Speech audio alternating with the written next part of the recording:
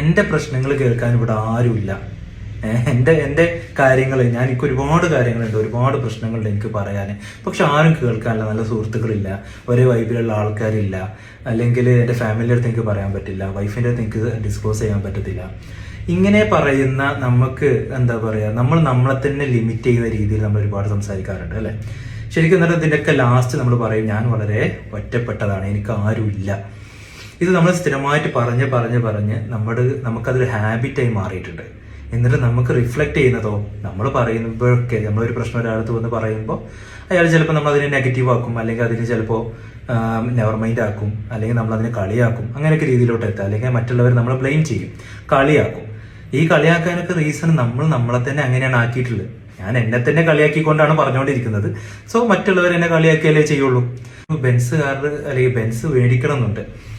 അത് വാങ്ങാൻ വേണ്ടിയിട്ട് നമ്മൾ മാരുതി ഓടിച്ചുകൊണ്ടിരിക്കുന്ന ഒരാളുടെ അടുത്ത് പോയിട്ട് അഭിപ്രായം ചോദിച്ചു കഴിഞ്ഞാൽ എന്ത് മറുപടി ആയിരിക്കും കിട്ടുക എന്നുള്ളത് നമുക്കൊക്കെ മനസ്സിലാക്കാൻ പറ്റും. ചിലപ്പോൾ അയാളുടെ ഈഗോ ഹേർട്ട് ആവാം, അല്ലെങ്കിൽ ചിലപ്പോൾ വേറെ രീതിയിലുള്ള ഒരു നെഗറ്റീവ് ഇമ്പാക്റ്റ് ആയിരിക്കും നമുക്ക് അതുകൊണ്ട് കിട്ടും. അതുപോലെ തന്നെയാണ് നമ്മുടെ പ്രശ്നങ്ങൾ നമ്മൾ സംസാരിക്കേണ്ട എക്സ്പേർട്ടിനോടാണ്.